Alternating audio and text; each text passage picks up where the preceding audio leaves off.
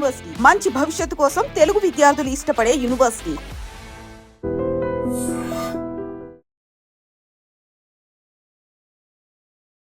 Hi hello welcome to I dream. నేను మీ భవ్య.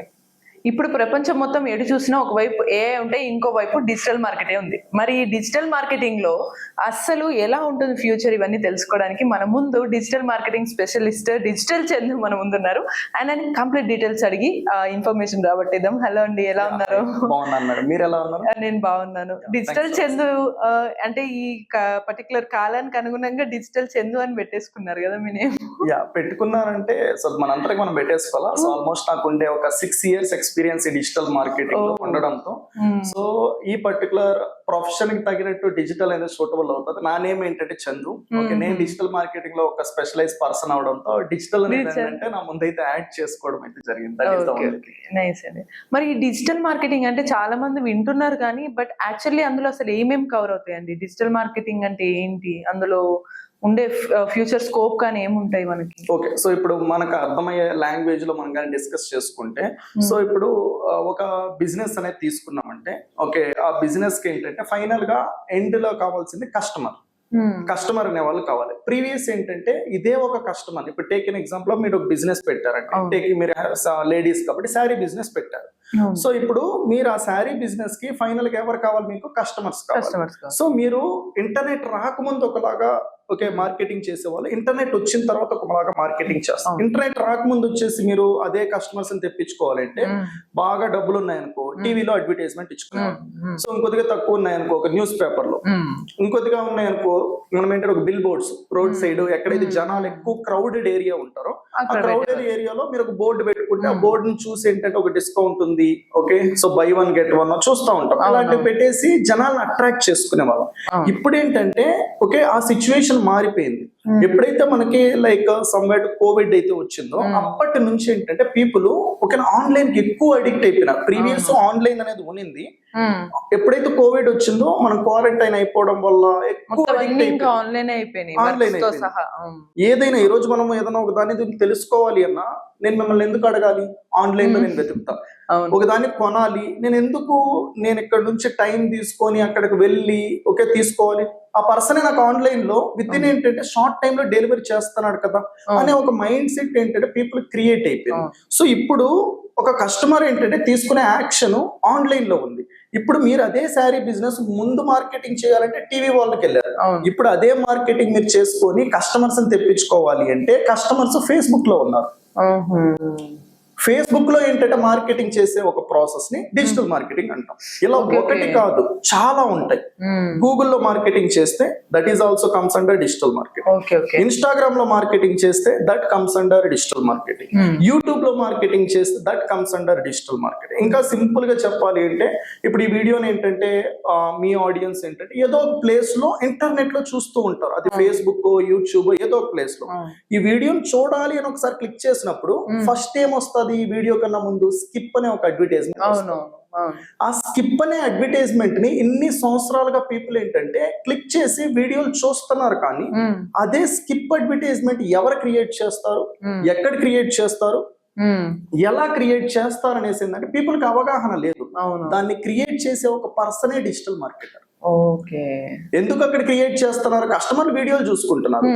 వీడియోలు ఎక్కడైతే కస్టమర్ ఉంటే బిజినెస్ పర్సన్ అక్కడ కదా తెలియజేపించుకోవాలి తన బిజినెస్ ఒకటి ఉంది అని. మీరు శారీ బిజినెస్ పెట్టారు, మీ కస్టమర్స్ ఎక్కడ ఉంటే అక్కడ మీరు ఏంటంటే నా బిజినెస్ ఒకటి ఉంది అని తెలియజేపించుకుంటే ఆ బిజినెస్ కావాల్సిన కస్టమర్స్ చూసి మీ బిజినెస్ వస్తారు. Then you can able to do the business.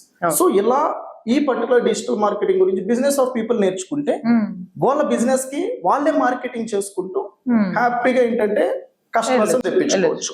లేదు ఒక స్టూడెంట్ ఉన్నారు, స్టూడెంట్ నేర్చుకున్నాను. ఎప్పుడు బిజినెస్ పీపుల్ వాళ్ళే నేర్చుకుని చేసుకోవాలి అని అయితే అనుకోరు.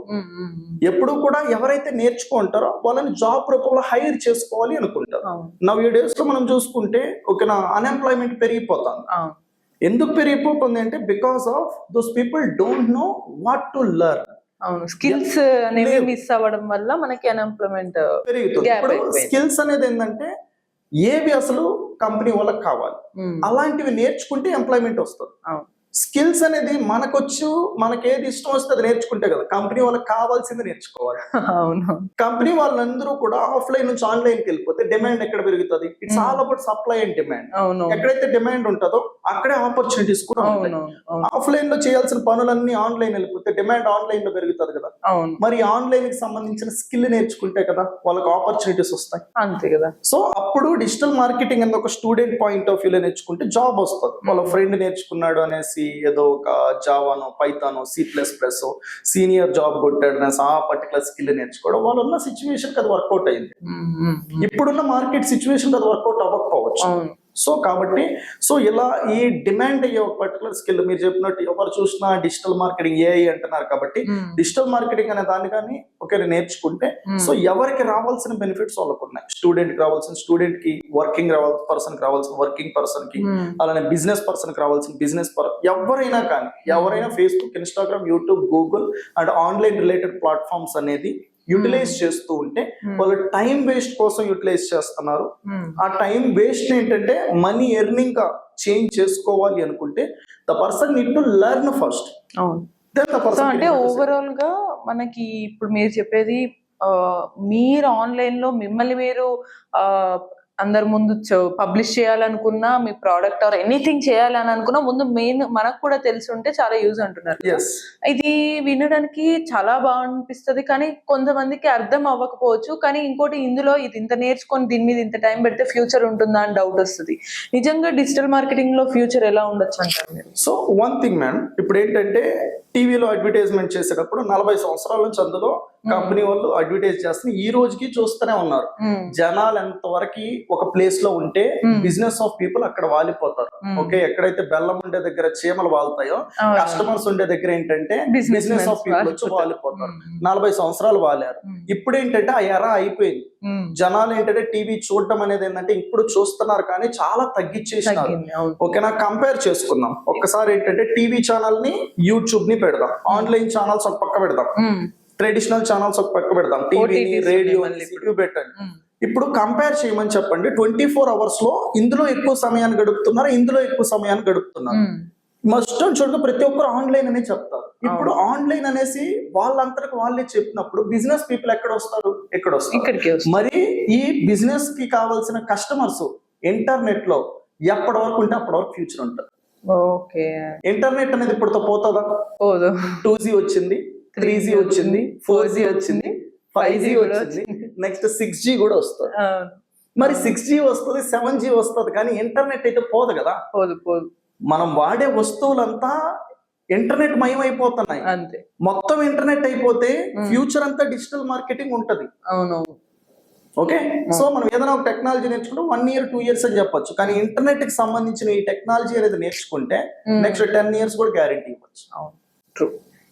మోర్ దెన్ 10 years మనకి ఏది అవసరం. సో చూసారు కదా ఎంత క్లియర్ గా.